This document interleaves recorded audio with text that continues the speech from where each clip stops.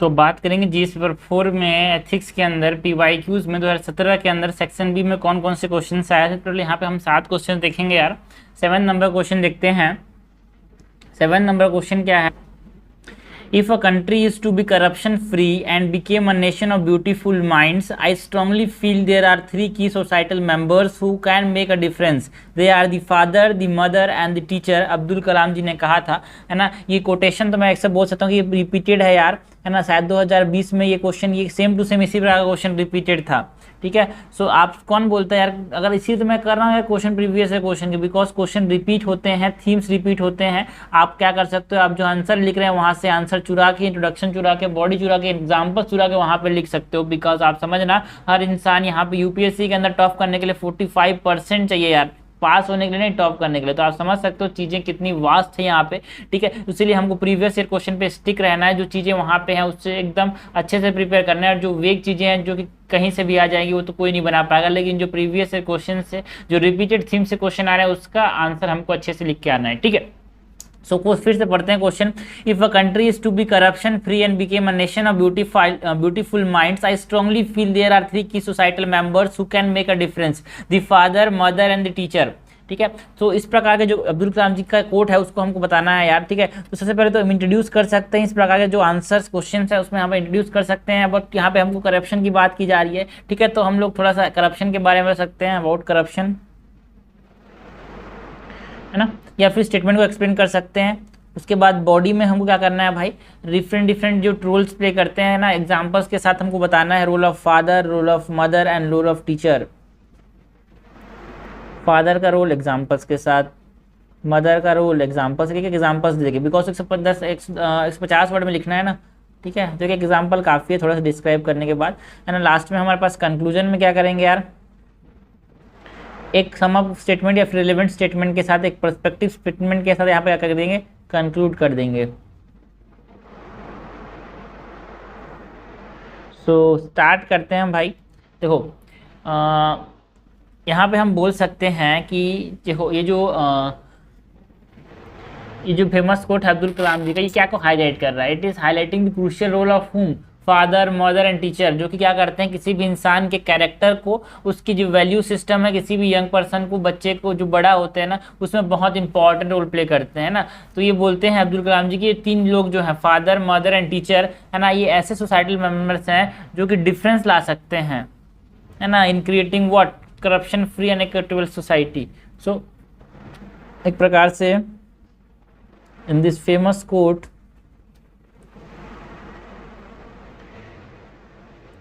APJ Abdul Kalam highlights the crucial role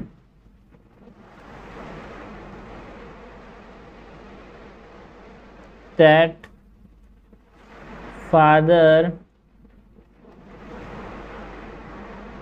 mother and teacher play in shaping the character and value of young people। ठीक है, अगर हम father की बात करें, फादर का रोल कैसा है,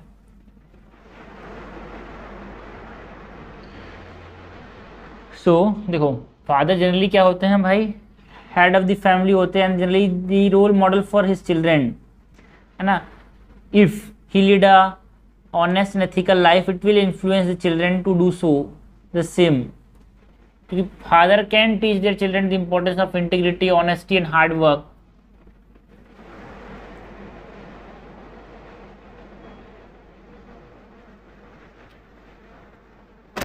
यहाँ पे हम लिख सकते हैं a father is often seen as the head of the family and a role model for his children। For example, यहाँ पे हम एग्जाम्पल अगर दें, the father of Sachin Tendulkar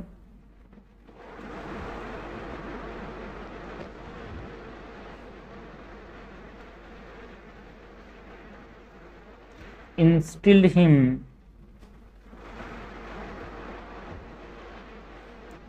in him the values of discipline, hard work and honesty. Discipline, hard work and honesty from the young age. And this shaped Tendulkar into a legendary cricketer and the role model he is today. This shaped Tendulkar into the legendary cricketer and role model he is today. Okay, तो ये बहुत ज़रूरी है. तो father का role हमने बताया ना. अगर हम मदर का रोल की बात करें, ज़्यादा एक्सप्लेन नहीं करना भाई, हमको एग्जांपल से समझाना है. देखो, primary care giver and नर्चरर of a child is mother. ठीक है, और उसका बहुत इंपॉर्टेंट रोल है इन शेपिंग दी, है ना, वाइटल रोल है in shaping the character and values. ठीक है, because mother can teach their children the importance of empathy, compassion and honesty. A mother is the primary care giver and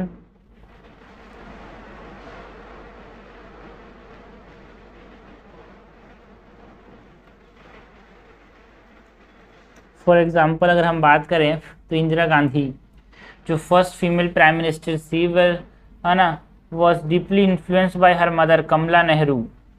and Kamala Nehru जो थी एक social activist थी जिन्होंने बहुत important role play किया था इंडियन इंडिपेंडेंस मूवमेंट में, है ना. Her commitment to social justice and equality ने इंस्पायर्ड किया Indira Gandhi to follow in her foot steps.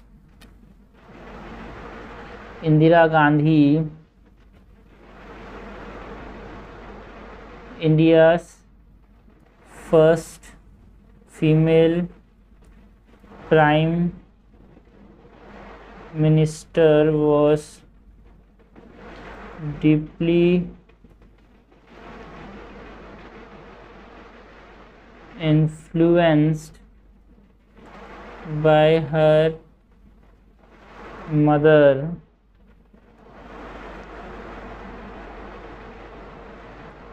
Kamala Nehru.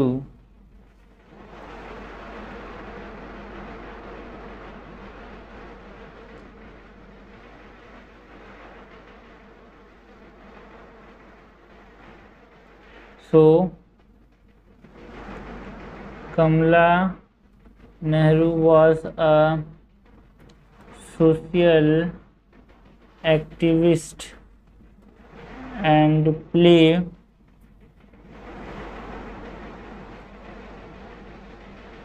key role in the Indian independence movement.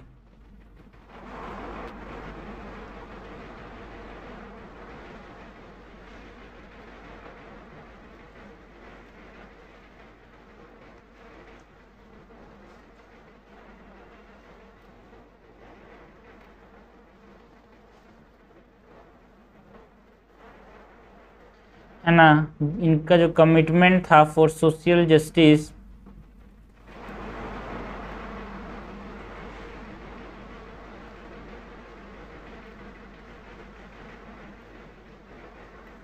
and equality, social justice and equality inspired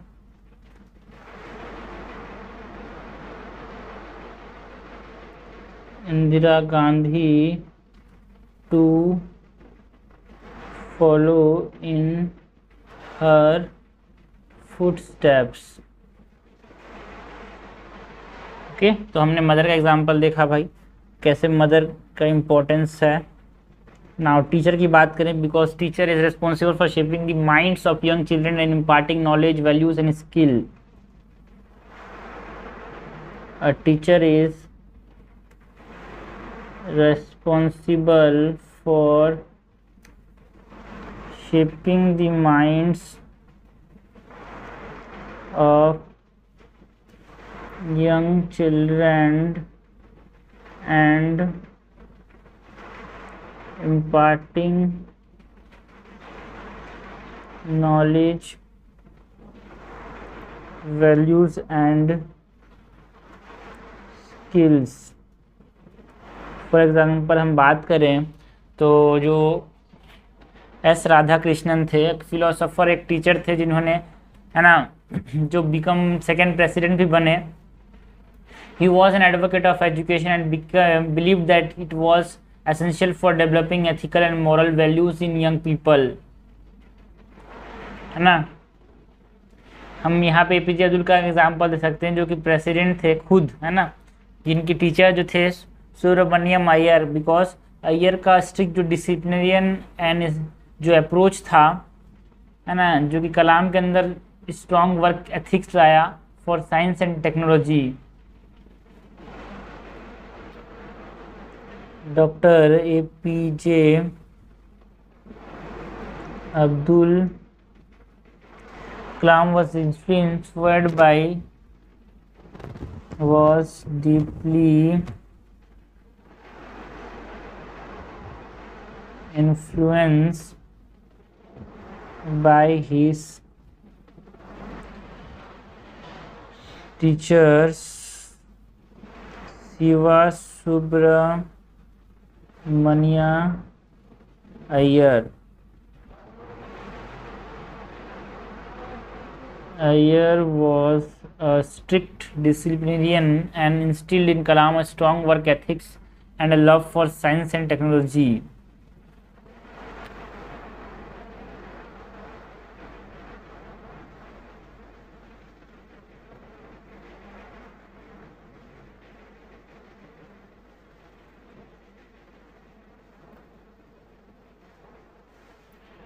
Strong work ethics and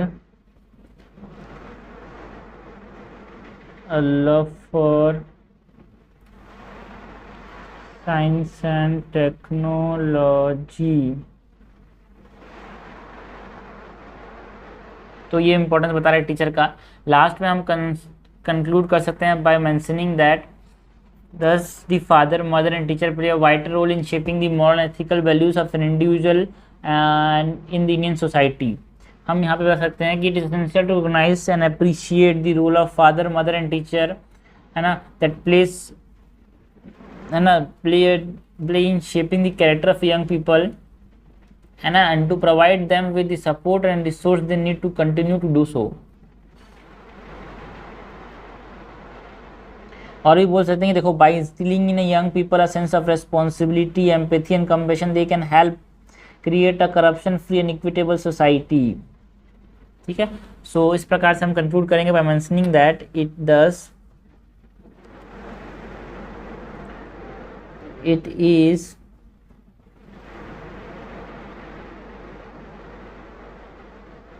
essential to recognize and appreciate the role of that father, mother and teacher play in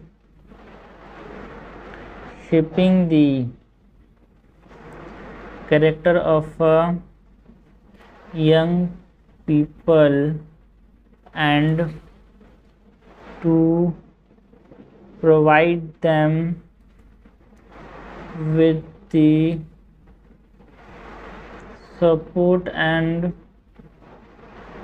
resource they need to continue to do so। Okay,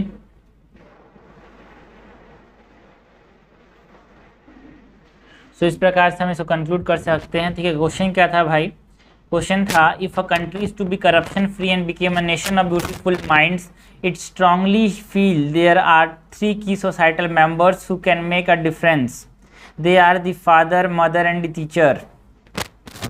okay, तो हमने बताया different different roles के बारे में बताया, father क्या role था, mother क्या रोल था, टीचर क्या रोल था, उसके एग्जांपल्स के साथ बताया भाई। जैसे फादर के रोल में हमने सचिन तेंदुलकर के फादर का एग्जांपल दिया कि कैसे उन्होंने discipline, hard work and honesty का एक वैल्यू सिस्टम डाला इनके अंदर, जिससे वो एक लेजेंडरी क्रिकेटर बन पाए। हमने मदर का रोल बताया है ना, because mother is the primary care giver and नर्चरर of a child. ठीक है, हमने इंदिरा गांधी जी का एग्जाम्पल दिया जहाँ पे उनकी जो मदर थी कमला नेहरू, जो कि एक सोशल एक्टिविस्ट थी, जिन्होंने बहुत इंपॉर्टेंट रोल प्ले किया इंडियन इंडिपेंडेंस मूवमेंट में। तो उनसे जो सीखा था उन्हीं, है ना, उन्होंने इंस्पायर्ड किया किसको, इंदिरा गांधी जी को। उसके बाद टीचर का हमने एग्जाम्पल दिया, हमने सुब्रमण्यम अय्यर जी का एग्जाम्पल दिया जो कि एपीजे अब्दुल कलाम के टीचर थे। उन्होंने उनके अंदर एक strict disciplinary approach, strict disciplinary character डाला, है ना, जो कि उनके जो वर्क एथिक्स है वो डाला, है ना, जो उनको हार्ड वर्क करने में हेल्प किया और एक sense of love for science and technology instil किया उन्होंने। तो हमने डिफरेंट डिफरेंट एग्जांपल्स दिए भाई, डिफरेंट डिफरेंट फादर के एग्जांपल, मदर के एग्जांपल एंड टीचर के एग्जांपल। तो इससे हमने कंक्लूड किया बाय मेंशनिंग दैट, है ना, हमको रिकॉग्नाइज करना चाहिए, अप्रिशिएट करना चाहिए जो role father, mother and teacher play करता है भाई एक equitable and corruption free society लाने में, है ना। और उनको अगर जो चीज़ सपोर्ट चाहिए तो सपोर्ट प्रोवाइड करना है, हमको उनके रिसोर्सेज चाहिए to continue with this same, हमको वो प्रोवाइड करना है। ठीक है, नेक्स्ट क्वेश्चन देखते हैं। क्वेश्चन नंबर 8 क्या है, how will you apply emotional intelligence in administrative practice. तो देखो भाई ये भी रिपीटेड PYQ है यार, ना शायद 2021 में आया था इमोशनल इंटेलिजेंस, प्लस 2019 में भी शायद ये आया था, 2-3 बार आ गया इमोशनल इंटेलिजेंस वाला कॉन्सेप्ट। ठीक है, फिर से पढ़ते हैं, how will you apply emotional intelligence in administrative practice. ठीक है, तो हम इसको कैसे इंट्रोड्यूस कर सकते हैं, वी कैन इंट्रोड्यूस बाई। तो देखो मैंने जो ट्रेंड है बाई से चालू किया, पीछे करते करते हमको अच्छी समझ आएगी, यहाँ क्वेश्चन रिपीट हुए हैं।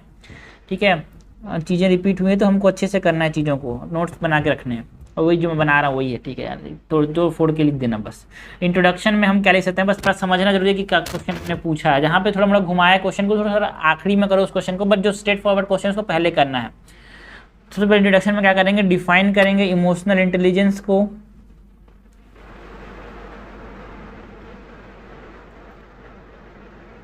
बॉडी के अंदर क्या करना है भाई, कंपोनेंट्स की बात कर सकते हैं, कंपोनेंट्स ऑफ इमोशनल इंटेलिजेंस, है ना, कि कैसे इमोशनल। उसके बाद हम बात करेंगे कैसे emotional intelligence can be applied in administrative practice,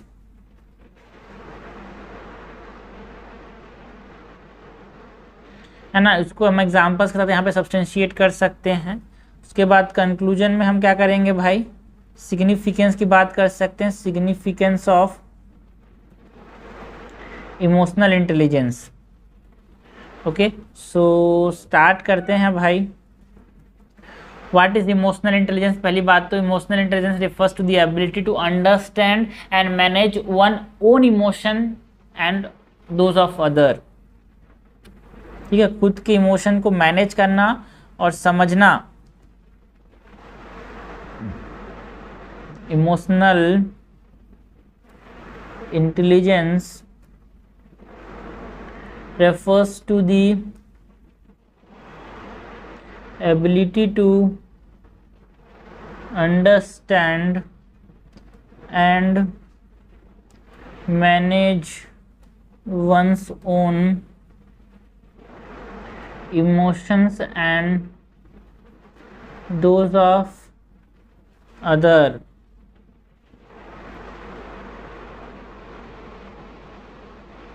अगर हम कंपोनेंट्स की बात करें तो 5 कंपोनेंट में बताया था, ऐसे डायग्राम बनाना है। अब हमको 5 स्तर वाला पेंटागन, और इसके बाद हमारे पास इसमें कंपोनेंट्स की बात करें तो कंपोनेंट्स ऑफ इमोशनल इंटेलिजेंस, इसको गोल्डमैन्स मॉडल भी बोलते हैं। ठीक है, self regulation, self awareness, social skills, empathy, internal motivation. तो ये क्या होगा भाई, कंपोनेंट्स हो गए इमोशनल इंटेलिजेंस के। तो हमसे पूछा गया है ना, the ways in which emotional intelligence can be applied in administrative practice. Ways in which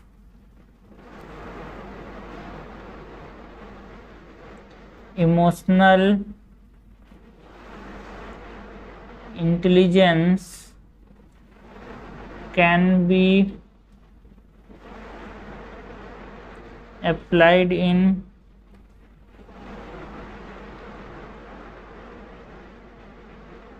administrative practice। पहले तो हम क्या कर सकते हैं, कैसे अप्लाई कर सकते हैं, by building a positive relationship with employees, building positive relationship with employees. Example के तौर पे है ना, एक आईएएस ऑफिसर थे टीएसआर सुब्रमण्य, है ना, जो कि उनकी एबिलिटी के लिए जाना जाता है कि to build a positive relationship with this employees, है ना। He was known to be approachable and empathetic toward their employees and he would regularly interact, है ना, उनके साथ हमेशा बातचीत करते थे, उनके कंसर्न के रिगार्डिंग, उनके इशूज़ के रिगार्डिंग। सो ये हमारे पास बहुत ज़रूरी है भाई, इमोशनल इंटेलिजेंस के नाम पे। TSR Subramanya IAS officer was known for his ability to build positive relationship with his employees।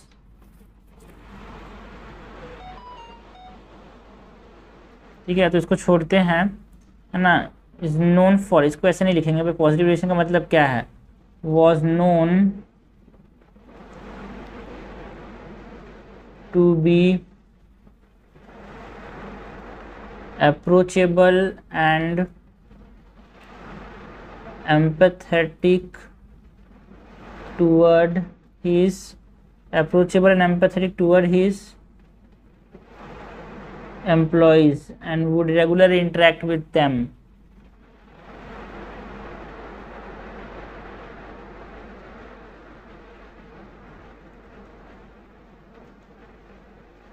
Okay, to understand their concerns and issues।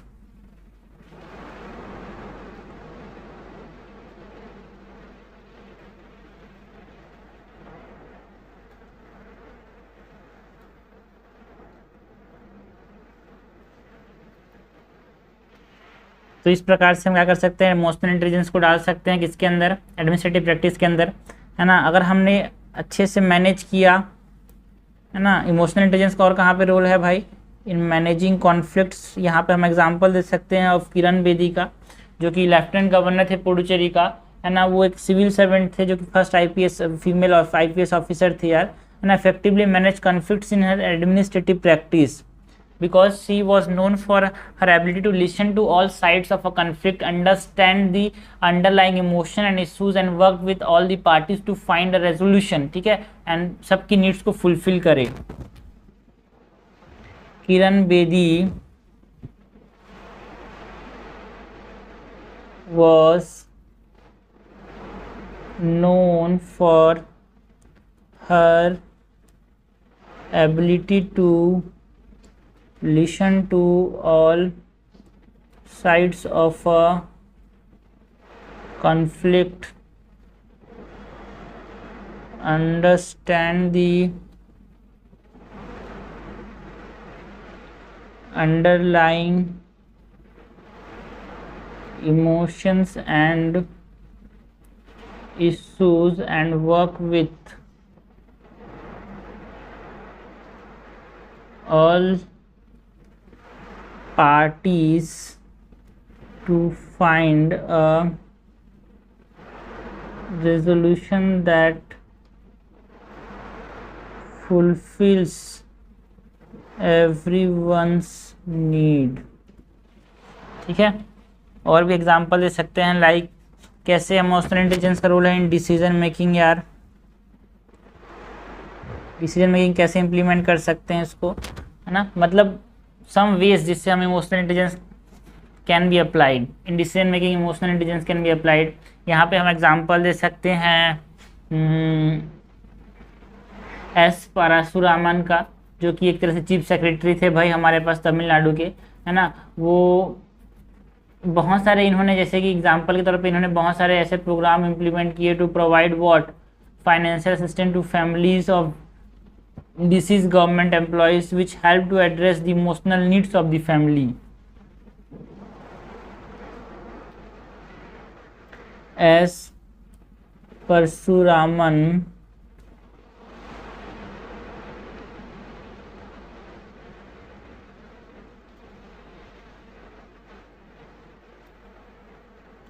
was known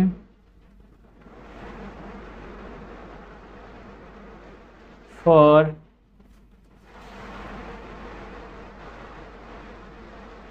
इसको लिखते हैं, इसको इनका उपाधि बताना पड़ेगा यार, फॉर्मर चीफ सेक्रेटरी ऑफ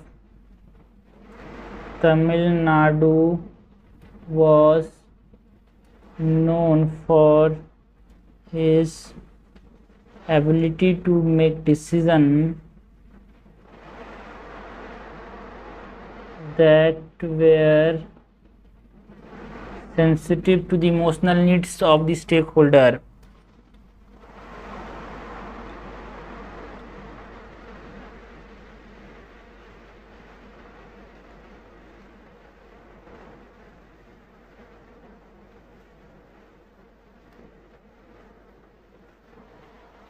ठीक है, कैसे हम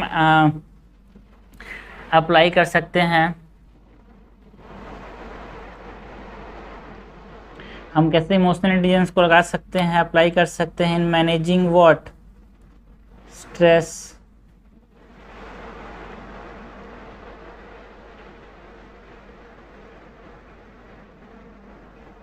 एग्जाम्पल के तौर पे हम एस.सी. वर्मा, ये बुक वाले फिजिक्स वाले एस.सी. वर्मा नहीं है, दूसरे एक रिटायर्ड आई.ए.एस. ऑफिसर हैं,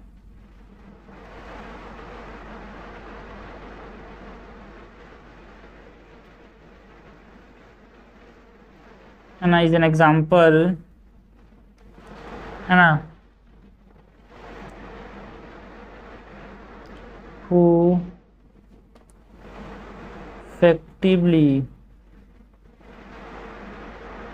effectively manage his own stress level and supported the well-being of his employees. ठीक है, उनका एक पॉजिटिव एटीट्यूड था भाई, है ना, एक पॉजिटिव वर्क इन्वायरमेंट बनाने की बात, ये योगा पे मेडिटेशन बहुत ज़्यादा फोकस करते थे, तो ये सब चीज़ हम बता सकते हैं। ठीक है, लास्ट में हम कंक्लूड करेंगे by mentioning that by applying the emotional intelligence in their administrative practice, civil servant can create a positive work environment, improve relationship, make better decisions that benefit everyone involved. Thus, by applying emotional intelligence in their administrative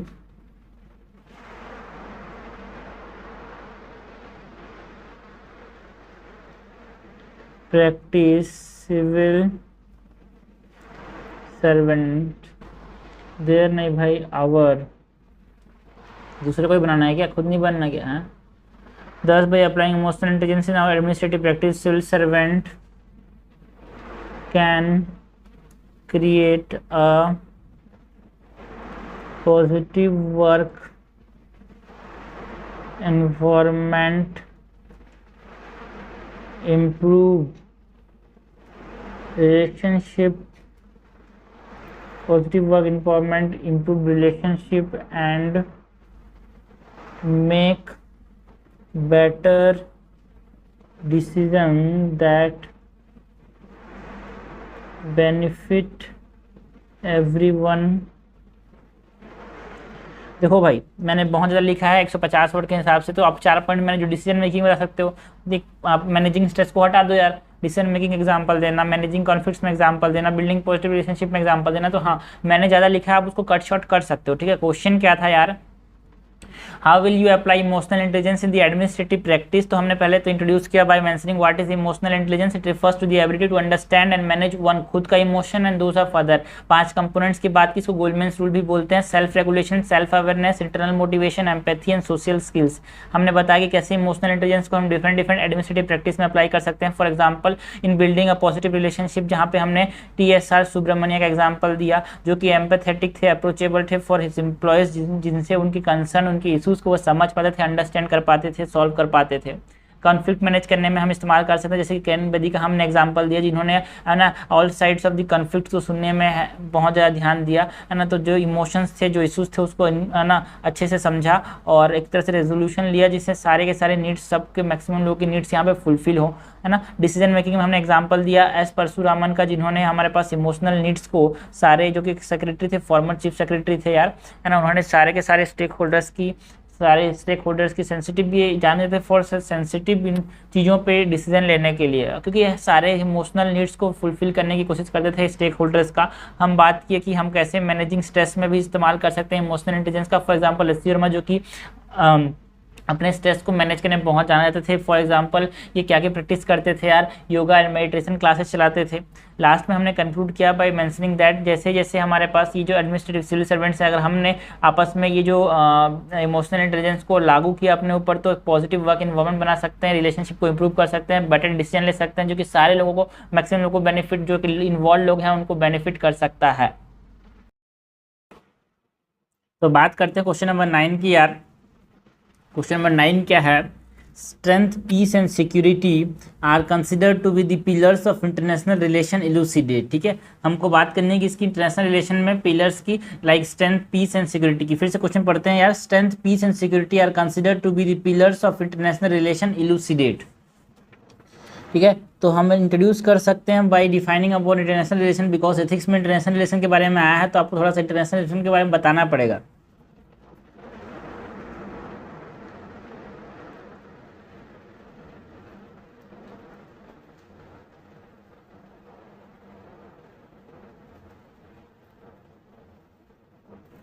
okay, body के अंदर हम क्या बताएंगे यार, body के अंदर हम जो 3 फंडामेंटल पिलर्स हैं, है ना, इंटरनेशनल रिलेशन के, उसके बारे में बताएंगे। That is the strength, peace and security, है ना। क्यों है वो फंडामेंटल पिलर्स के सिग्निफिकेंस को बताएंगे एग्जांपल्स के साथ, एंड कंक्लूजन में एक प्रोस्पेक्टिव वे फॉरवर्ड।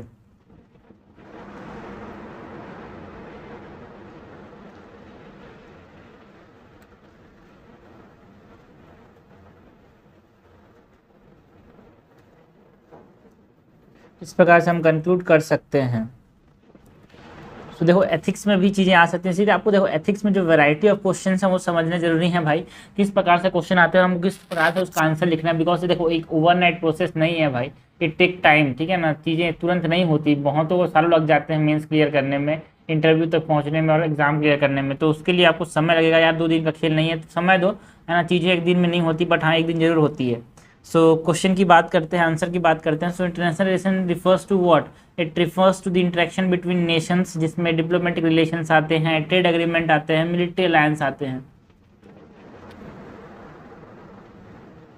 एंड इसके जो इंटरेक्शन है, it is guided by various principles, जिसमें हमारे पास कौन कौन सी चीज़ें हैं, स्ट्रेंथ है, पीस है, सिक्योरिटी है। International relations refers to the interaction between nations, including diplomatic relations, trade agreement and military alliance।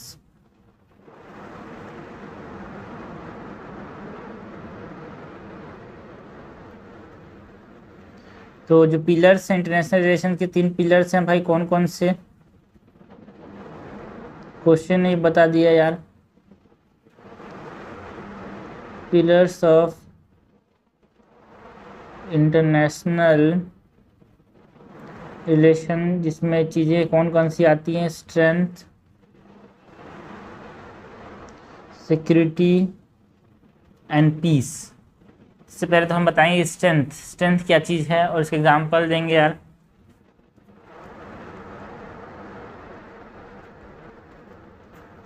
तो strength refers to the ability of a nation to protect and advance interest, है ना, and maintain what sovereignty and project its power on a global scale.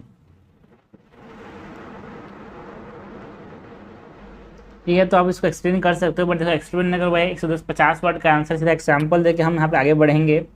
The united states is considered as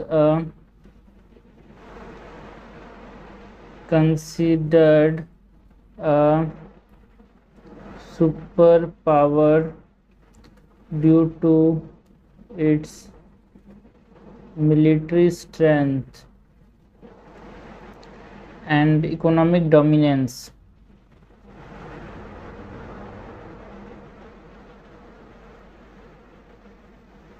allowing it to project its influence globally। तो एक तरह से वो strength का example हो गया, है ना। पीस की बात करें तो पीस का भी हम यहाँ पे बता सकते हैं पीस है क्या। इट इज़ द एबिलिटी, है ना, it reference to it refers to the absence of conflict and the presence of stability, cooperation and harmony among states, है ना। स्टेट्स के बीच में कोई लड़ाई झगड़ा नहीं है, प्रेजेंस है ना, जिसको कैसे अचीव कर सकते हैं हम through international laws, conflict resolution, diplomacy. Example के तौर पे हम दे सकते हैं द पीस प्रोसेस, या फिर जो JCPOA का एग्जाम्पल दे सकते हैं the joint comprehensive plan of action, JCPOA, also known as the Iran nuclear deal, aim to prevent Iran from acquiring nuclear weapons and reduce tensions between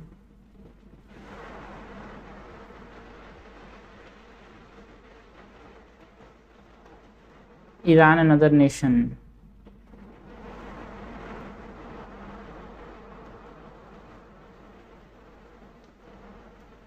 okay, अब इसको explain भी कर सकते हो। तो यहाँ पे मैं एक्सप्लेन कर देता हूँ थोड़ा सा, बिकॉज इट इज़ ज़रूरी यहाँ पे। ठीक है, एग्जाम्पल से बात थोड़ा सा यहाँ पे इसको एक्सप्लेन कर देते हैं यार। व्हाट इज़ पीस, यहाँ पे पीस का मतलब क्या है। It refers to the absence of conflict and the presence of stability, cooperation and harmony among nations। ये पीस का मतलब था।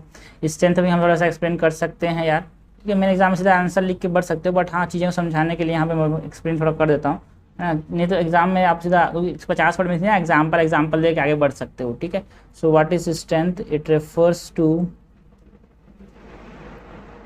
The ability of a nation to protect and advance its interest, maintain its sovereignty and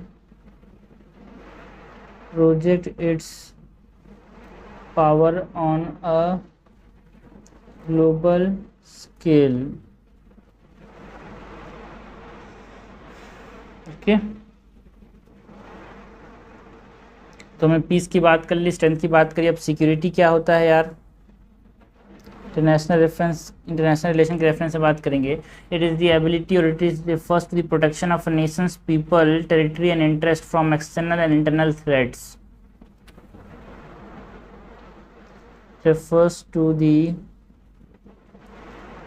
protection of a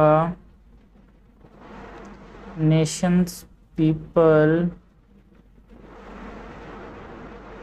territory and interest from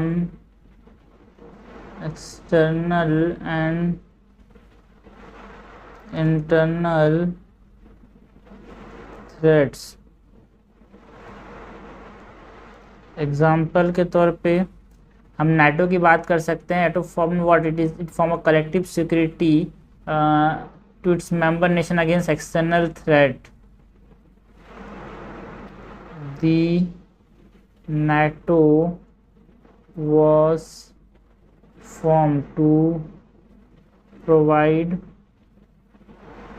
collective security to its member nations against external threats. तो हमने हर चीज़ को example के साथ explain किया भाई, है ना। Piece की बात की, सिक्योरिटी की बात की, है ना, स्टेबिलिटी की बात की, सॉरी स्ट्रेंथ की बात की। लास्ट पे हम कंक्लूड कर सकते हैं by mentioning that as nation became more interconnected and interdependent they will need to work together to tackle common challenges such as climate change, है ना, टेररिज्म, साइबर सिक्योरिटी थ्रेट्स, है ना। और उनको in doing so they need to uphold the principles of strength, peace and security, जिससे वो ensure कर पाए कि they work together effectively and mutual benefit हो सका है। तो यहाँ पे हम इंक्लूड कर सकते हैं, सॉरी कंक्लूड कर सकते हैं mentioning that as nations become more interconnected they will need to work together to tackle common challenges such as climate change, terrorism and cyber security threats that need upholding the principles of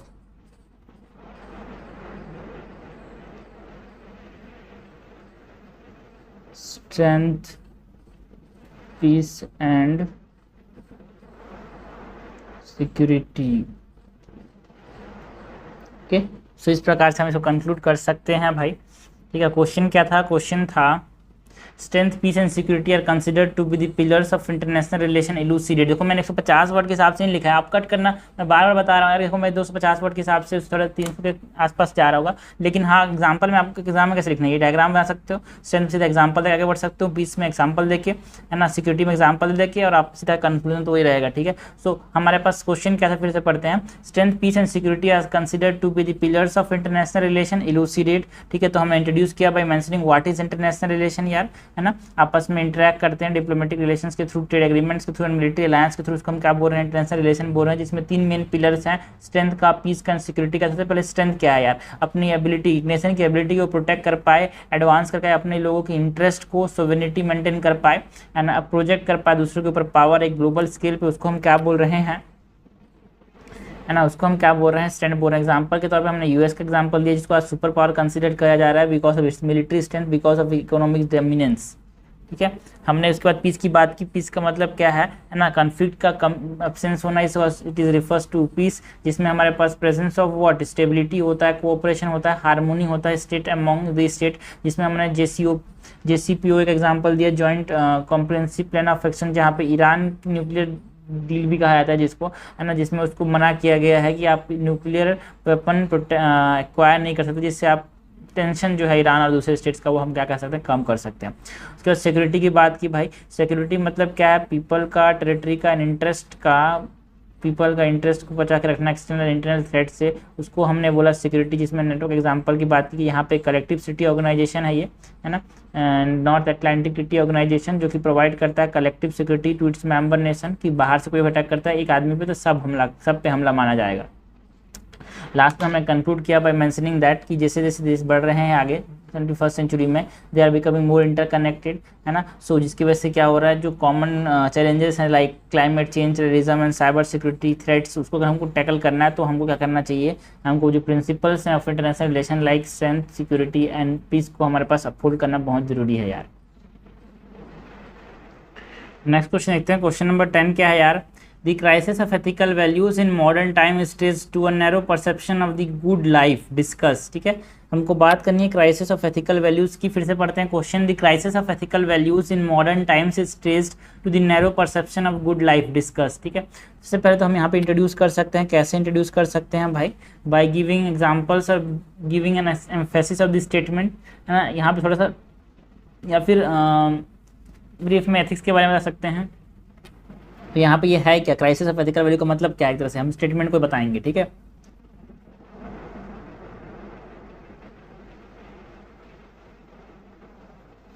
body के अंदर हमको क्या करना है भाई, body के अंदर हम रिलेवेंस बता सकते हैं कोर्ट का आज के ज़माने में, है ना। एंड क्राइसिस ऑफ एथिक्स कैसे फेस कर रहे हैं मॉडर्न टाइम से, उसकी बात करेंगे।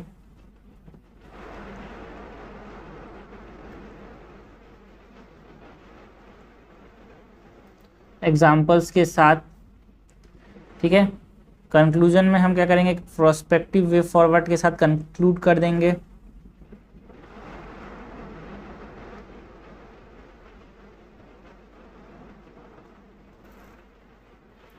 सो स्टार्ट करते हैं भाई। What is crisis of ethical values, यहाँ पे जो क्वेश्चन बोल रहा है ना, the crisis of ethical values in modern times can be attributed to what, narrow perception of good life, and this perception emphasize on what, materialism, individualism, lacking leading to lack of concern for others and wider community. The crisis of ethical values in modern times can be attributed to a narrow perception of the good life, and ये जो perception है, narrow perception जो है, and this perception emphasizes materialism and individualism, leading to a lack of concern for others and the wider community।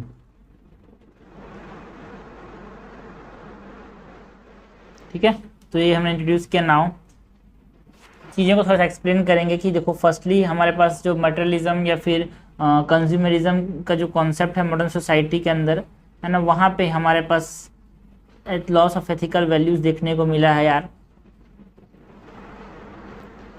The emphasis on materialism and consumerism, materialism and consumerism in modern societies has contributed to loss of ethical values।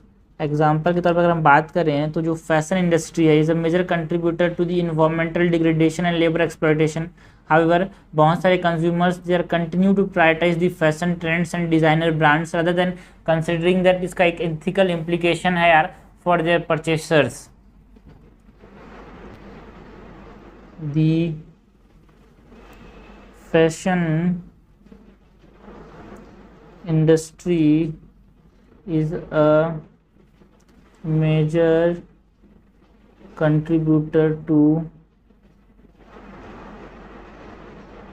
environmental degradation and labor exploitation.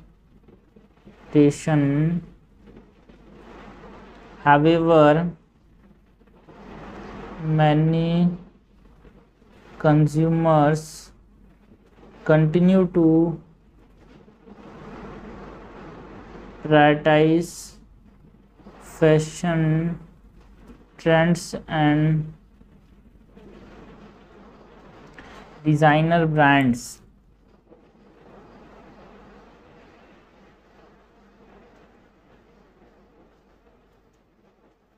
rather than considering the ethical implication of their purchase.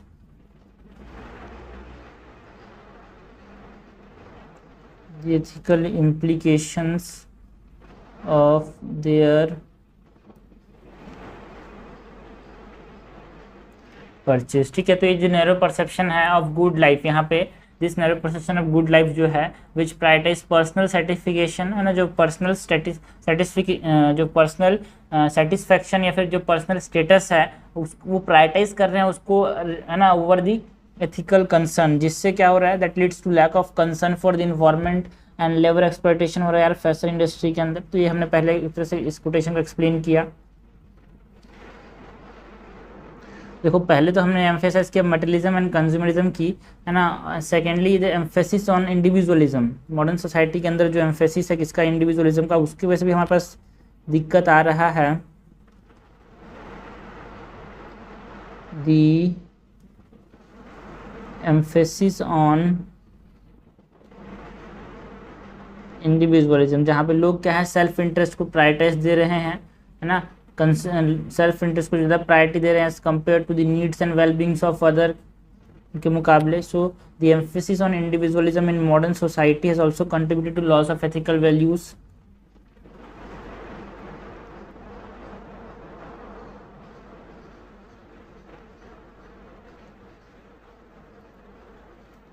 contributed to a loss of ethical values. Example के तौर पर हम example दे सकते हैं यार.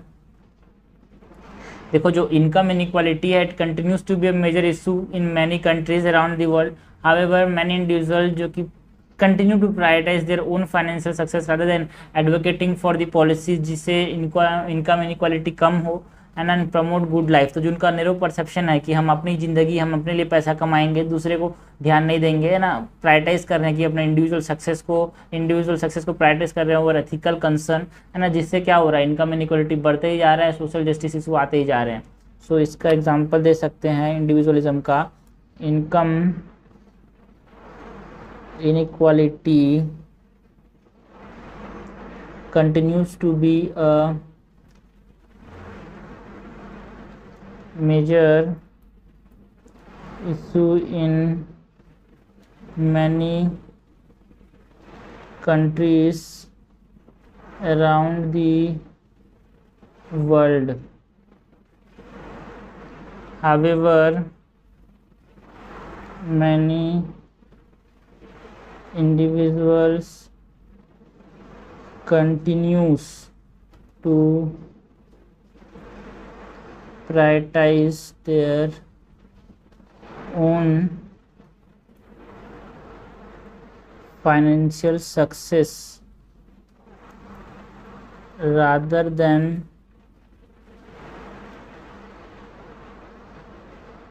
advocating for policies that would reduce income inequality.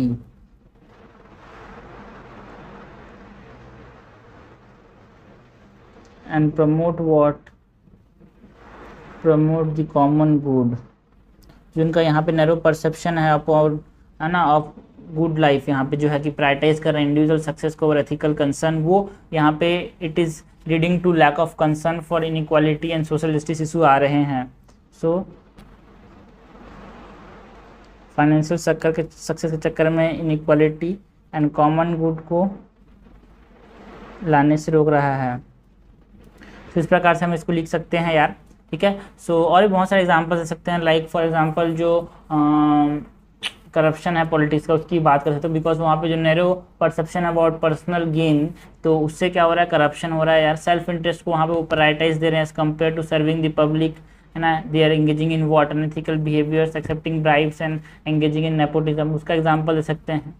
यहाँ पे हम बात कर सकते हैं about the use of child labour in developing countries. Developing countries में बिकॉज चीप गुड्स की जो डिमांड है वहाँ पे, है ना, कंज्यूमर्स का डेवलप्ड कंट्रीज में, तो वहाँ से जो डेवलपिंग कंट्रीज़ हैं उनको वहाँ पे जो चाइल्ड लेबर का जो एकदम परसेप्शन है कि यहाँ पे good life which prioritize the price, है ना, प्राइस कम होगा तो डेवलपिंग कंट्रीज में काम कराएंगे बच्चों को, एक तरह से चाइल्ड एक्सप्लॉयटेशन होता है ना, चीज़ों को आप समझना, सस्ते दाम पे आप बना सकते हो तभी जब जब बच्चे यहाँ पे, मतलब बच्चे इन द सेंस बिकॉज देखो चीप गुड जो है डिमांड कहाँ पे कर रहे हैं, कंज्यूमर्स ऑफ डेवलप कंट्रीज, जिससे एक मार्केट बन रहा है यार प्रोडक्ट जिसको कौन बना रहा है, चाइल्ड लेबर के द्वारा डेवलपिंग कंट्रीज में। तो जो डेवलप कंट्रीज का जो नैरो परसेप्शन है of good life which prioritize low price over the ethical concern, है ना, उससे क्या हो रहा है, that resulted in lack of concern for the exploitation of children, है ना, एज अ चाइल्ड लेबर। तो सब चीज़ हम यहाँ पे दे सकते हैं, ठीक है। लास्ट में हम कंक्लूड कर सकते हैं बाय मेंशनिंग दैट, ठीक है, 2 एग्जांपल काफ़ी है, बहुत सारे एग्जांपल आप दे सकते हो मैंने जो बताया, ठीक है। लास्ट में कंक्लूड कर सकते हैं बाय मेंशनिंग दैट, देखो जो क्राइसिस ऑफ एथिकल वैल्यूज़ है in modern times is a complex issue that requires what, that requires a multifaceted approach. कैसे? by promoting a broader perception of good life that emphasize on the values such as social justice, environmental sustainability and good common good, है ना, एक proactive steps लेके like education, regulation, ethical consumerism पे ध्यान देके हम क्या कर सकते हैं, एड्रेस कर सकते हैं जो क्राइसिस है इसके उसको, ठीक है। सो कंक्लूड करते हैं बाय मेंशनिंग दैट दस bye promoting broader perspective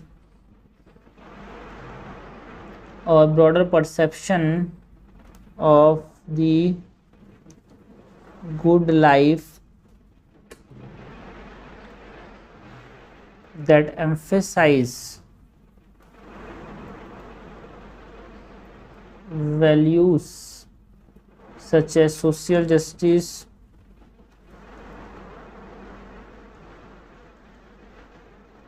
environmental sustainability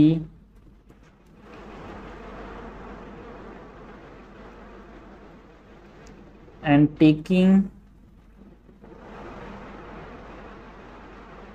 proactive steps, यहाँ पे एंड कर लो, and taking proactive steps such as education and ethical consumerism, we can address the crisis and create a more ethical and just society.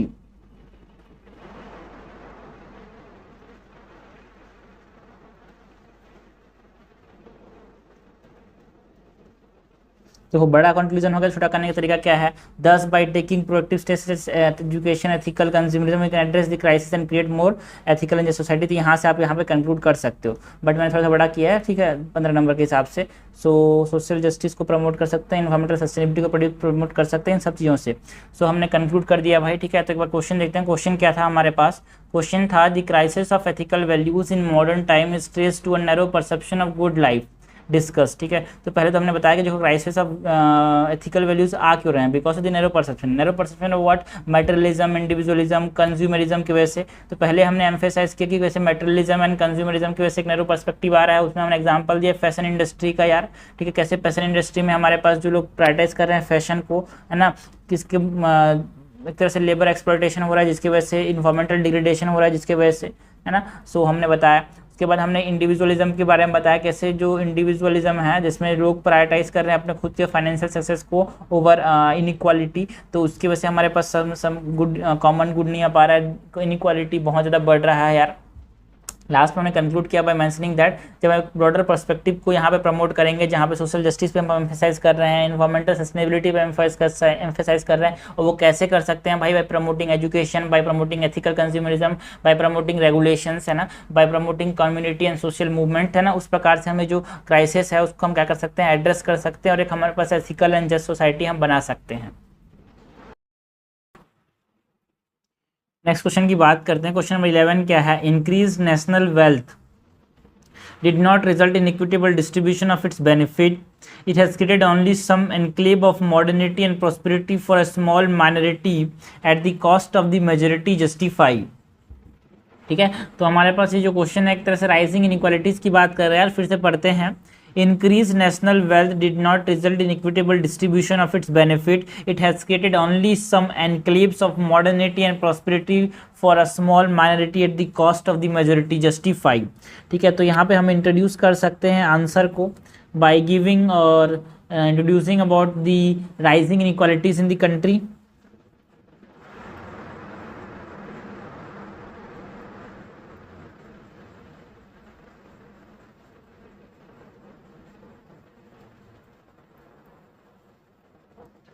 Body के अंदर हम क्या कर सकते हैं यार, हमारे पास ये रीज़न बताना है यार। जो क्वेश्चन जो स्टेटमेंट बोला है कि देखो भाई इनइक्वालिटीज़ बढ़ रहे हैं, उसके रीजन की बात कर सकते हैं। रीज़न बिहाइंड दी स्टेटमेंट और बिहाइंड राइजिंग इनइक्वालिटीज़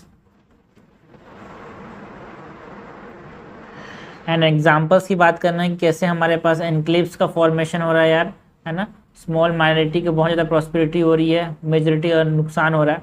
हमारे पास इम्पैक्ट की बात करनी है।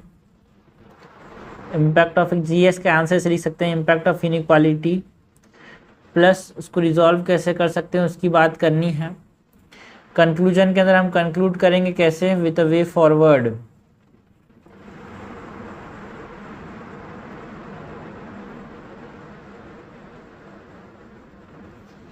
तो देखो रिसेंट डिकेड्स में इंडिया के अंदर हमारे पास सिग्निफिकेंट इकोनॉमिक ग्रोथ देखने को मिला ही है, नेशनल वेल्थ का ग्रोथ देखने को मिला है भाव, but despite this growth the benefit have been distributed equitably, है ना, नहीं, not distributed equitably.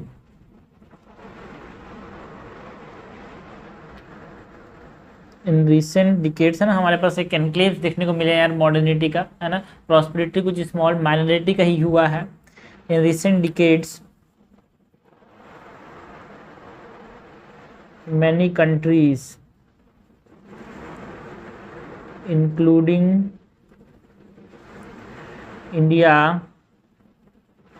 have experienced significant economic growth and increased national wealth. However, despite this growth, the benefit have not been distributed equitably. Okay, this growth जो benefits है have not been distributed equitably.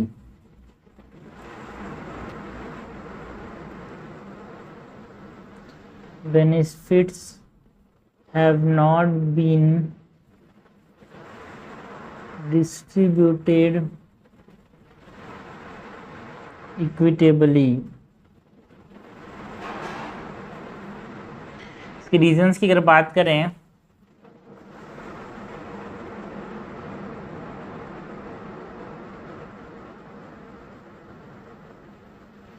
Reasons देखो भाई, जो income inequality है rapid growth के बाद भी हमारे पास है, जिसकी वजह से जब डिस्ट्रीब्यूट नहीं हुआ, है ना, इक्विटेबली डिस्ट्रीब्यूट नहीं हुआ, जिसके हमारे पास क्या हुए, कुछ मॉडर्निटी के एनक्लेव्स बनने लगे। एनक्लेव्स मतलब एक छोटे छोटे एरिया लाइक दिल्ली, मुंबई, हैदराबाद, बड़े बिग सिटीज़, बट कुछ माइनॉरिटीज़ जो स्मॉल माइनॉरिटीज है उन्हीं का यहाँ पे फ़ायदा हुआ, मेजोरिटी का नुकसान हुआ यार।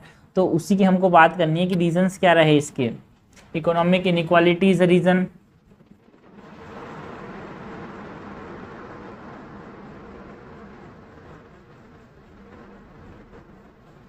ओके। रीजनल डिस्पैरिटीज जो है वो हमारे पास एग्जांपल है economic inequality in the sense हमारे पास क्या देखने को मिला, जो इनकम एंड वेल्थ इनइक्वालिटी जो है वो बढ़ रहा है बिकॉज जो small group of wealthy individual and corporation है have benefited greatly from the economic growth. और क्या है भाई, जो रीजनल डिस्पैरिटीज हैं वो इसके रीजन रहे हैं कि एक एनक्लेव बन गया। फॉर एग्जाम्पल इकोनॉमिक ग्रोथ जो है it is concentrated in the urban areas particularly in few selected states like Maharashtra and Karnataka, Maharashtra के अंदर मुंबई एंड कर्नाटक के अंदर Bengaluru.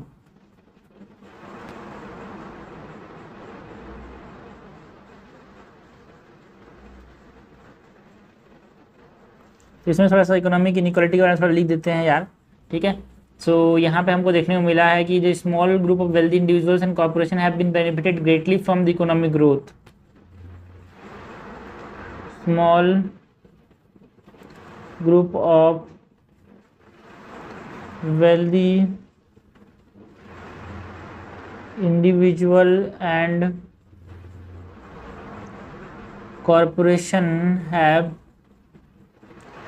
benefited greatly from economic growth. Income inequality, economic inequality, regional disparities,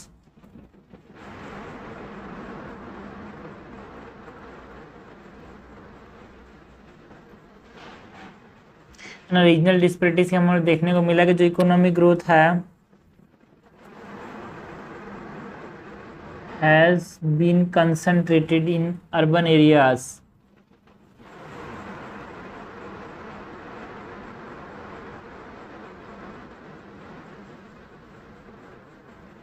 okay, lack of inclusive policy is also a reason.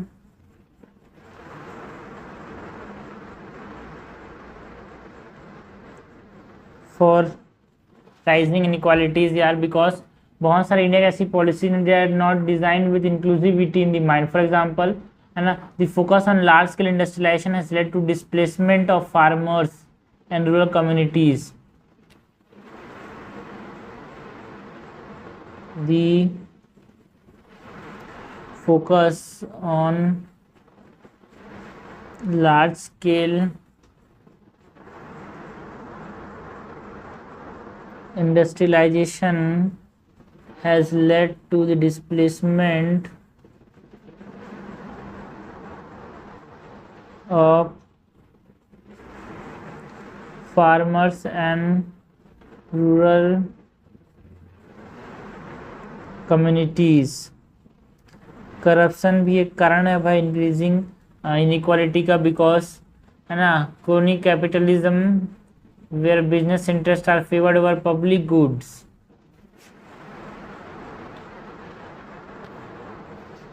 Okay,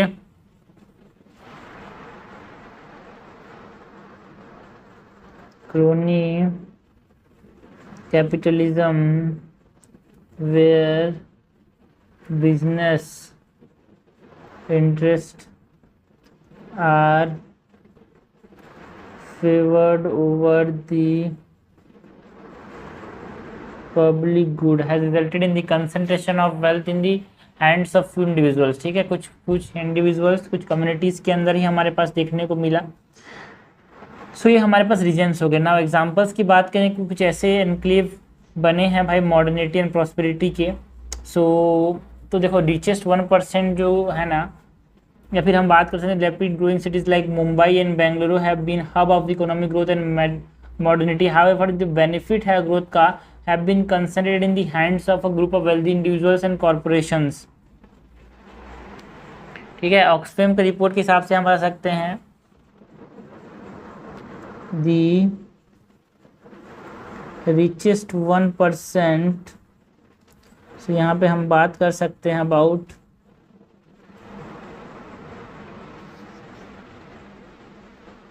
इसे अलग से लिखने की जरूरत नहीं है, लिख सकते हैं पर फिर भी ठीक है। Examples of enclaves of modernity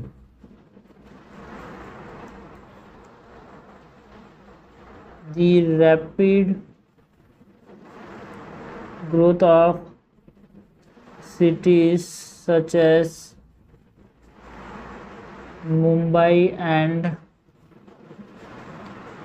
Bangalore, which have been hubs of economic growth and modernity, है ना। हमारे पास बात कर सकते हैं कि the richest 1% grabbed nearly 2/3 of all new wealth। याद रखना, इसको मैंने लिखा new wealth, okay. And it is जो कि अराउंड $42 ट्रिलियन का जो यहाँ पे हमारे पास वेल्थ बना था सिंस 2020, है ना, almost twice as much as money as the bottom 99% of the world population. जो नीचे के 99% उनको डबल ये रखता है यार, है ना। 66% मतलब डबल ही तो हुआ। ये कौन बोलता है यार? ऑक्सफैम का रिपोर्ट, है ना, reveals a new Oxfam report. तो इस प्रकार से तो कंक्लूड कर सकते हैं। लास्ट में हम यहाँ पे एक पर्सपेक्टिव वे में कंक्लूड कर सकते हैं by mentioning that by addressing this issues which required what a multi pronged approach that include policies to promote inclusive growth, है ना, जो दिक्कतें उन्हीं को हम सुलझाएंगे। Tackle corruption, prioritise the wellbeing of all the members of the society particularly those who have historically marginalise. तो इससे हम क्या कर सकते हैं, है ना, हमारे पास ग्रोथ ला सकते हैं। सो कंक्लूड करेंगे बाय मेंशनिंग दैट दस addressing these issues will require a multi-pronged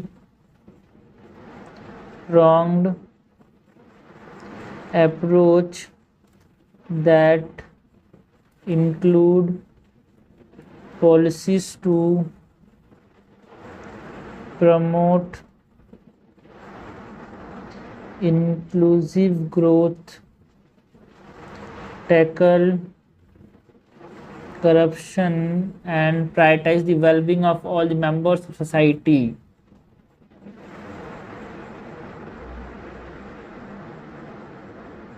Prioritize the well-being of all members of society. Okay, तो इस प्रकार से हम इसको क्या कर सकते हैं, जो ये इनइक्वालिटी के जो दिक्कतें हैं उसको हम सुलझा सकते हैं।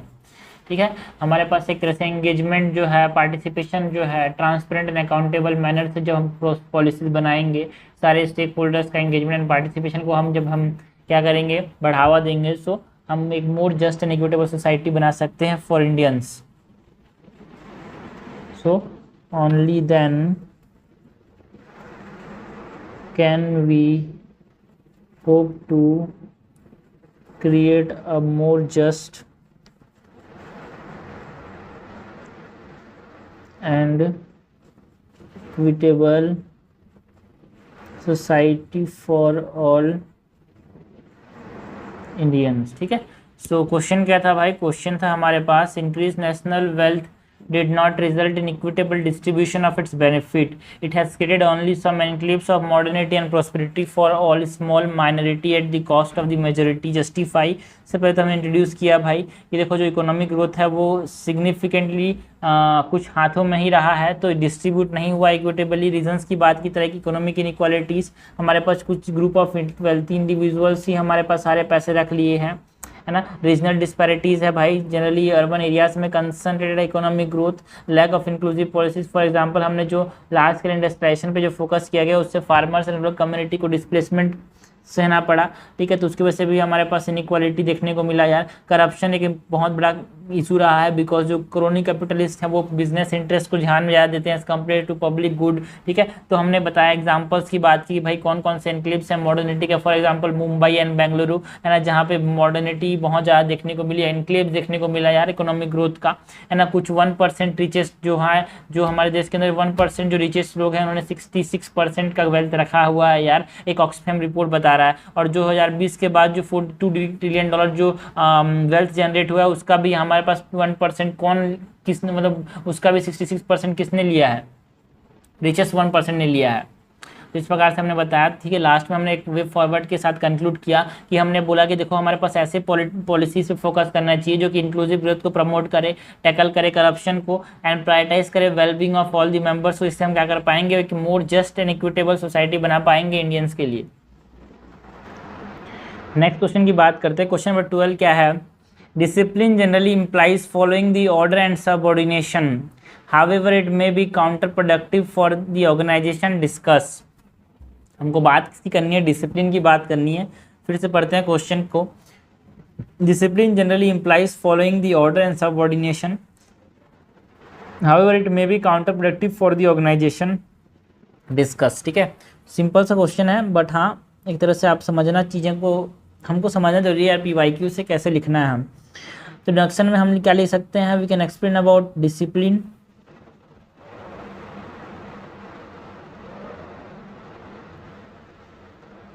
बॉडी के अंदर हम क्या कर सकते हैं यार, we can mention how excessive discipline can be counter productive in the Indian context. इस एग्जाम्पल से बताएंगे।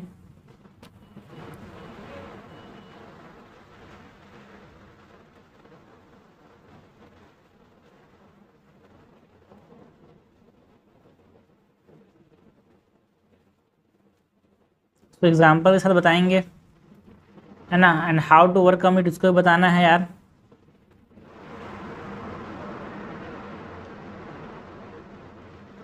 ओके, कंक्लूजन के अंदर हम क्या करेंगे,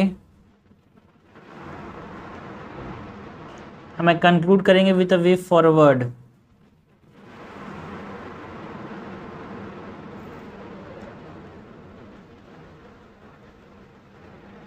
सो हम इंट्रोड्यूस कर सकते हैं बाय मेंशनिंग दैट जो डिसिप्लिन है ऑर्गेनाइजेशनल कॉन्टेक्स्ट के रेफरेंस में it is what, it is following order in subordination to authority, है ना। बट ये भी सही है कि देखो मेंटेन करना डिसिप्लिन बहुत ज़रूरी है किसी भी ऑर्गेनाइजेशन में, बट ज़्यादा डिसिप्लिन से ना काउंटर प्रोडक्टिवनेस हो जाता है यार।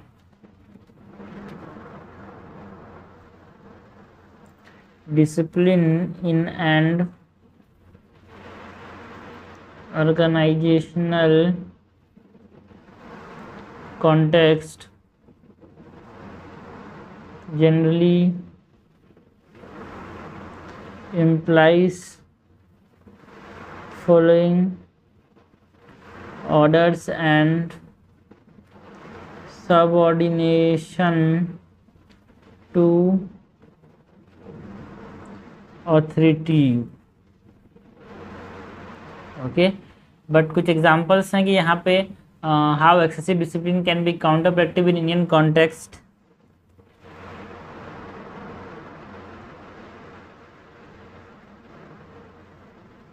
Excessive, how excessive discipline can be counter productive. So भाई अगर हम बात करें कैसे काउंटर प्रोडक्टिव रहता है, सपोज करो इंडियन स्कूल्स की बात करते हैं, तो इंडियन स्कूल्स के अंदर जहाँ पे डिसिप्लिन बहुत ज़्यादा स्ट्रिक्ट रूल्स और रेगुलेशंस जहाँ पे होते हैं, like dress code, attendance requirement, punishment for minor interactions और इन्फ्रैक्शंस, है ना। दिस में help maintain order in the classroom, है ना, but it can stifle the creativity या फिर इंडिविजुअलिटी जो है ना, बिकॉज उनको इनोवेशन में, क्रिटिकल थिंकिंग में हेल्प नहीं करता यार।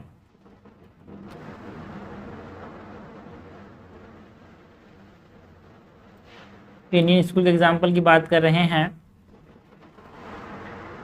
है ना। Okay, discipline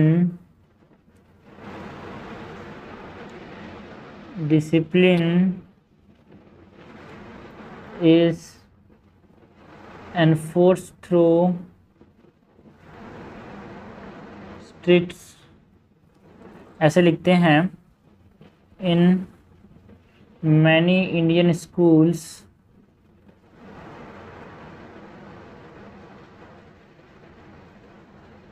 discipline is enforced through strict rules and regulations including dress code, attendance requirements,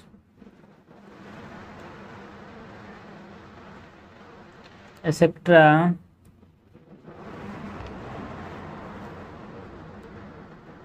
While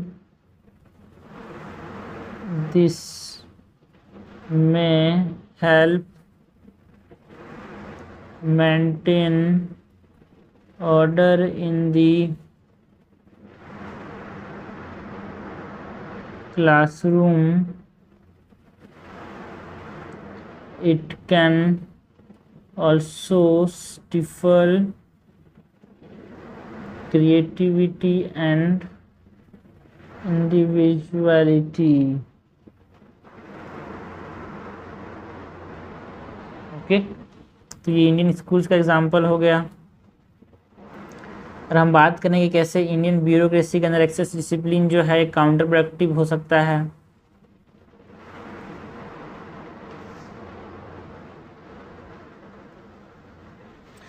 तो देखो, इंडियन ब्यूरोक्रेसी को जाना जाता है उसकी rigid hierarchy and adherence to rules and regulation की वजह से, and this can often result in bureaucratic delay and inefficiencies यार। Okay, as official focus more on following rules rather than finding creative solutions to problem.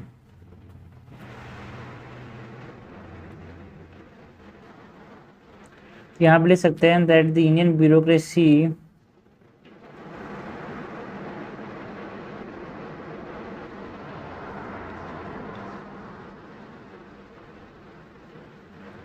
is notorious for its rigid hierarchy.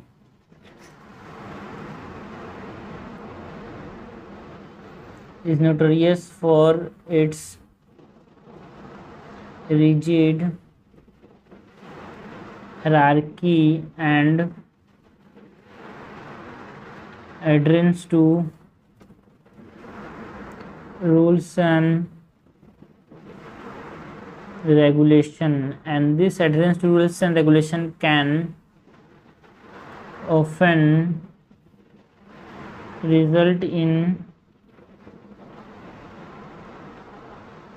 bureaucratic delay and inefficiencies as official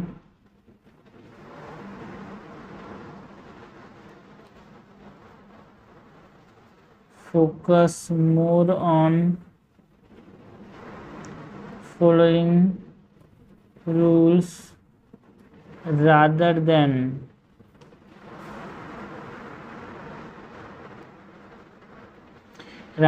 finding creative solution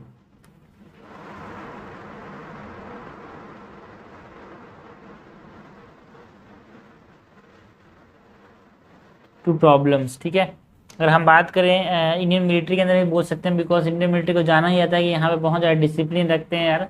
soldiers are expected to follow orders without the question, and excessive discipline can lead to what, lack of flexibility and adaptability in the face of changing circumstances, है ना।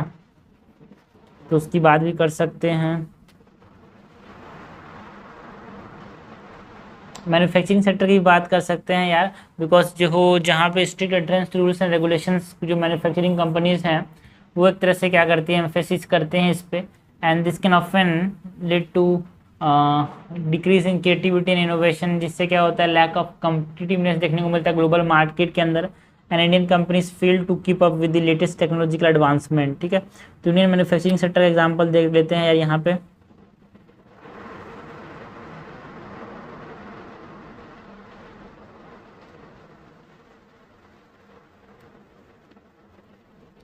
है ना,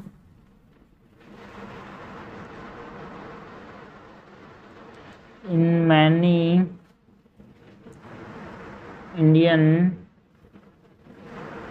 manufacturing companies, strict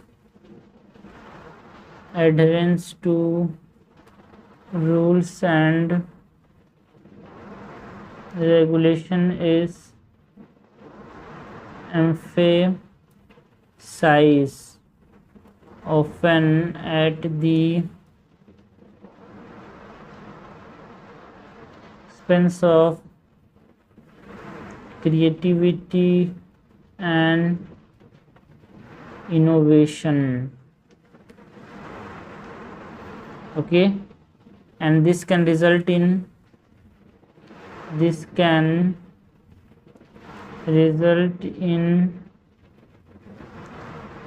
a lack of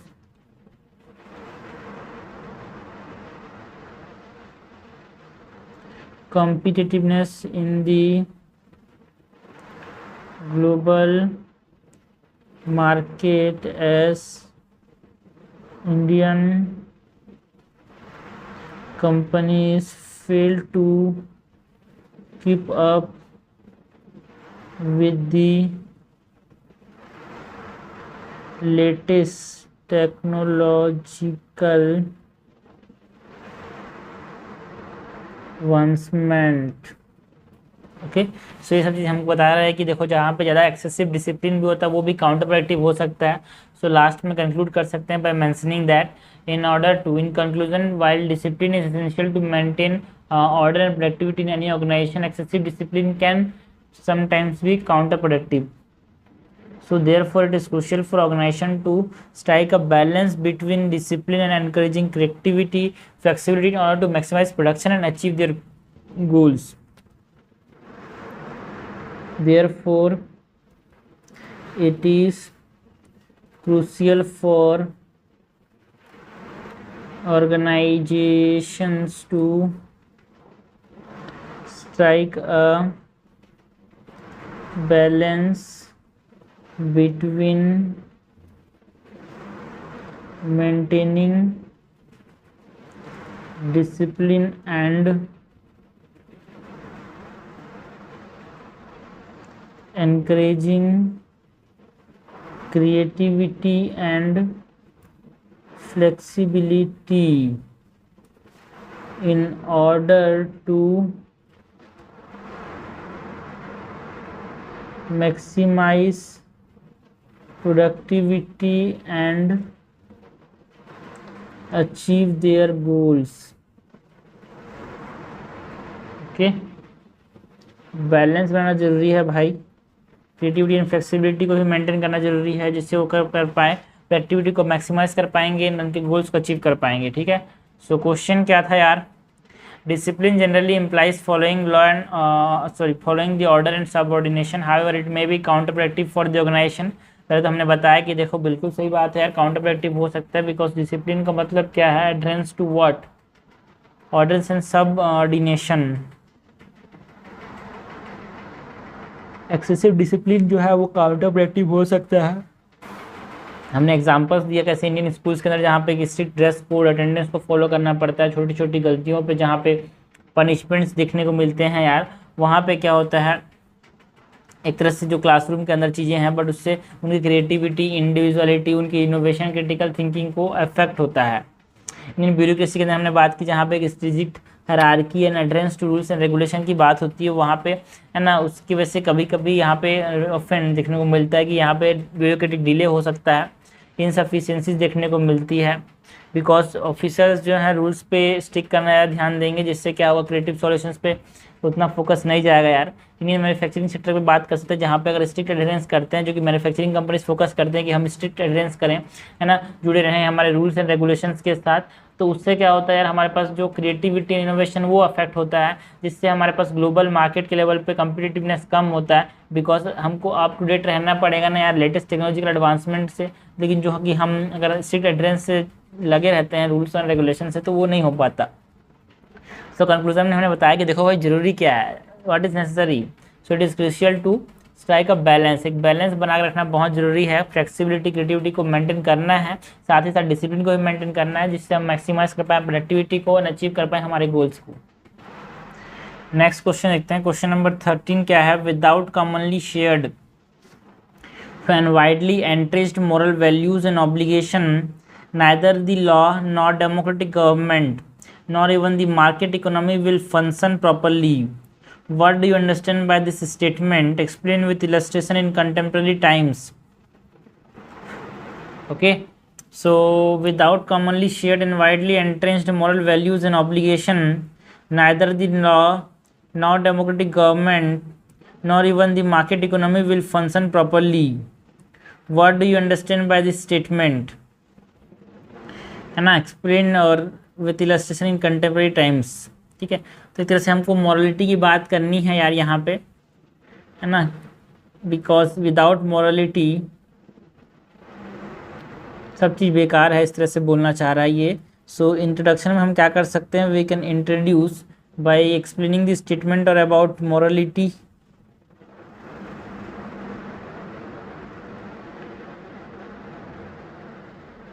body के अंदर हम क्या करेंगे यार, रिलेवेंस बताएंगे स्टेटमेंट का in the contemporary times, relevance of statement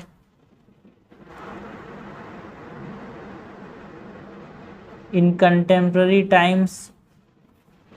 हमको क्या करना है भाई, डिफरेंट डिफरेंट डायमेंशंस को ऐड करेंगे, how morality impact different different fields उसको बताएंगे यार,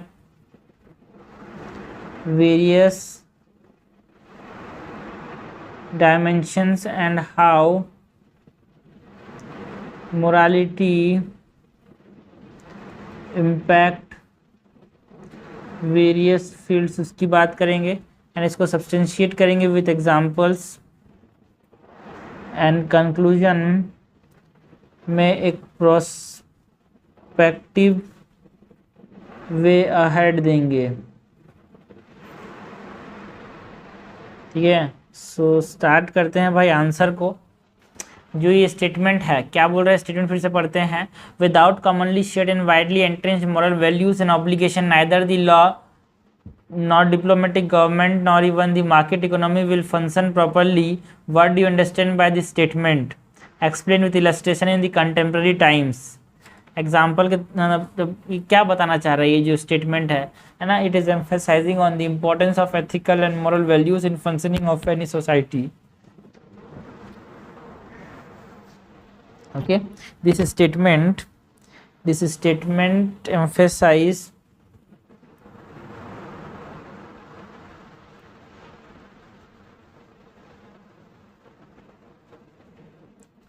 the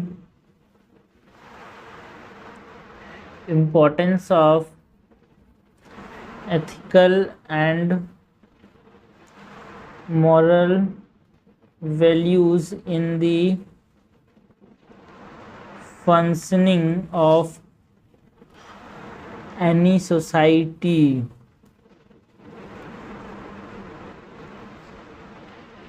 ओके, बहुत सारे एग्जांपल्स से हम बता सकते हैं यार, है ना, कंटेम्प्रेरी टाइम में बहुत सारे ऐसे एग्जांपल्स है जो कि बता रहा है कि जैसे जैसे ही हमारे पास मॉरल वैल्यूज़ की कमी होती है, हमारे पास सोसाइटी में डिफरेंसेस, सोसाइटी में डिसफंक्शन देखने को मिलता है। फॉर एग्जांपल अगर हम देखें रूल ऑफ लॉ, ठीक है, मतलब law requires a foundation of shared moral values to be effective. अगर लॉस को हमको ठीक से लागू करना है तो हमारे पास कुछ मॉरल वैल्यूज हमेशा लगे रहना चाहिए, ऐसा बोलते हैं लॉ, है ना। Without a collective understanding of right और wrong, legal principles and regulation जो है वो कमज़ोर हो सकते हैं यार। फॉर एग्जाम्पल इसी के लिए तो हमारे पास CVC बनाया गया है, to ensure integrity and fight corruption in public administration. The law requires a foundation of shared moral values to be effective. Without a collective understanding of right and wrong, legal principles and regulation may be undermined. Legal principles and regulation may be undermined। और इसको लागू करने के लिए हमारे पास for example the central vigilance commission CVC in India ensures integrity and fights corruption in public administration. ठीक है, अगर हम बात करें डेमोक्रेटिक गवर्नेंस के अंदर, ठीक है, देखो डेमोक्रेटिक गवर्नेंस में जो सिस्टम है वो डिपेंड करता है पार्टिसिपेशन में एंड एंगेजमेंट ऑफ सिटीजन्स में। अगर वो अच्छे से अडेयर नहीं करते हैं to the moral values like fairness, equality and respect of other, तो दिक्कतें हैं भाई, है ना। अफर्मेटिव एक्शन पॉलिसीज जो है इंडिया के अंदर वो किसके देखते हुए लाई गई है ना, it is to promote social justice and equal opportunities, जो कि क्या बता रहा है, जैसे रिफ्लेक्ट कर रहा है जो मॉरल वैल्यू के, है ना, जो मॉरल वैल्यू है इक्वलिटी का उसको। ठीक है, तो हमको कुछ नहीं करना भाई, आंसर के अंदर हमको बताना है कि भाई मॉरल वैल्यूज़ का इंपॉर्टेंस क्या है। डेमोक्रेटिक गवर्नेंस में किस मॉरल वैल्यूज़ का क्या इंपॉर्टेंस है उसकी बात करते हैं। रूल ऑफ लॉ में क्या इंपॉर्टेंस है उसकी बात की हमने। नाउ डेमोक्रेटिक गवर्नमेंट और democratic system depend on the participation and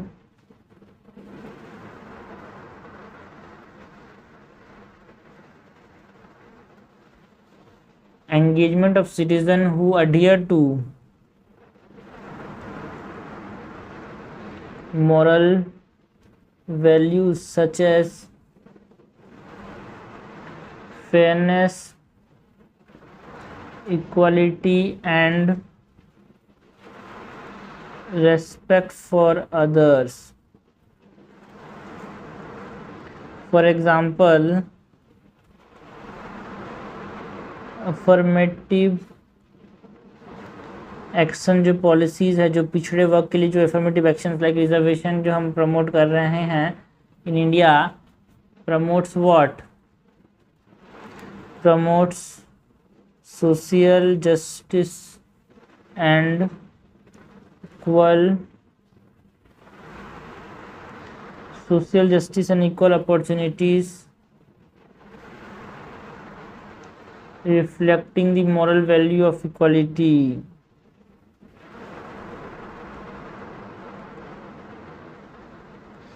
okay, है ना। सोशल कोहिजन में भी बहुत इंपॉर्टेंट रोल है, मार्केट इकोनॉमी में भी बहुत इंपॉर्टेंट रोल है यार। ठीक है, सो मार्केट इकोनॉमी का भी एग्जांपल दे सकते हैं, बिकॉज देखो मार्केट इकोनॉमी के अंदर ट्रस्ट एंड एथिकल बिहेवियर बहुत ज़रूरी है ना।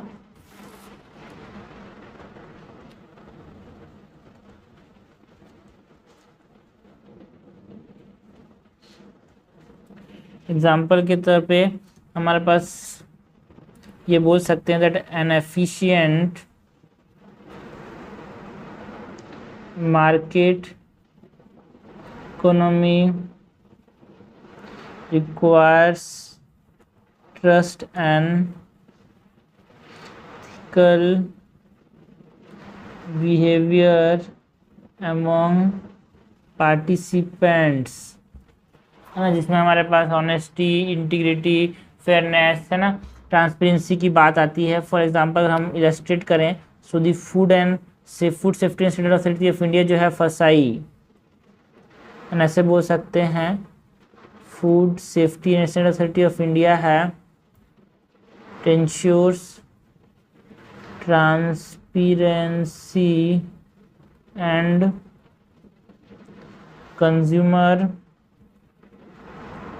protection in the food industry। Last में कंक्लूड कर सकते हैं by mentioning that thus therefore it is crucial for individual and institution to promote and uphold ethical and moral values, ठीक है, उनके एक्शंस में, उनके डिसीजंस में, जिससे हम एक just, equitable and sustainable society बना पाएं। It is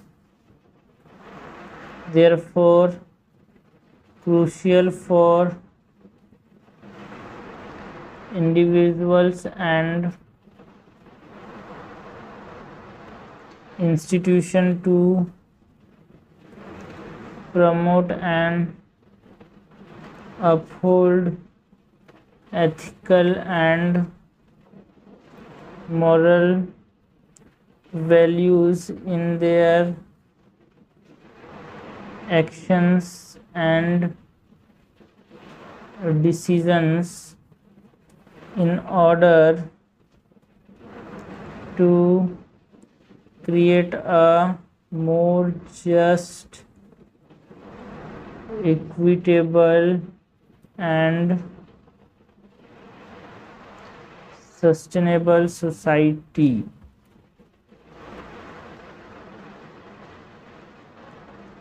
okay, so question क्या था भाई? क्वेश्चन था without commonly shared and widely entrenched values and moral values and obligation neither the law nor democratic government nor even the market economy, ठीक है, तो हमने लॉ की बात की, डेमोक्रेटिक गवर्नमेंट की बात की, मार्केट इकोनॉमी की बात की, विल फंक्शन प्रॉपरली, कैसे, हमने सब चीज़ बताया यार।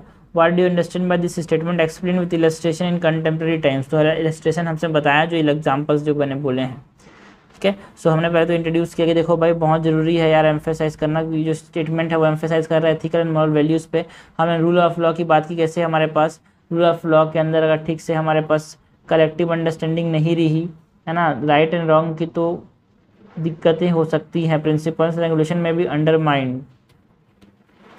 सीबीसी एग्जाम्पल है जो कि इंटीग्रिटी एंड फाइट करप्शन के लिए बनाया गया इन पब्लिक एडमिनिस्ट्रेशन। डेमोक्रेटिक गवर्नेंस में हमने बताया कि कैसे हमारे पास ये सिटीजन के पार्टिसिपेशन एंड एंगेजमेंट पे चलता है यार। So fairness, equality and respect for other बहुत ज़रूरी है। फॉर एग्जांपल हमने एफर्मेटिव एक्शंस की जो पॉलिसीज़ है इंडिया के अंदर, उसने क्या किया, एक तरह से प्रमोट किया है सोशल जस्टिस को एंड इक्वल अपॉर्चुनिटीज़ को, है ना, फॉर दी ऑल पर्सनस, ठीक है, ऑल मार्जिनलाइज पर्सन या फिर सबके लिए। मार्केट इकोनॉमी में बात की, कैसे हमारे पास मार्केट इकोनॉमी के अंदर एथिकल बिहेवियर का पार्टिसिपेशन बहुत ज़रूरी है, बिकॉज, है ना, यहाँ पे ट्रांसपेरेंसी, ऑनेस्टी एंड फेयरनेस का एसेंशियल वैल्यू है, एसेंशियलिटी है भाई for the smooth functioning of economic transactions. यहाँ पे एग्जांपल में हमने फसाई का दिया, जो food safety and standard authority of India है वो इंश्योर करता है ट्रांसपेरेंसी एंड कंज्यूमर प्रोटेक्शन को फूड इंडस्ट्री के अंदर।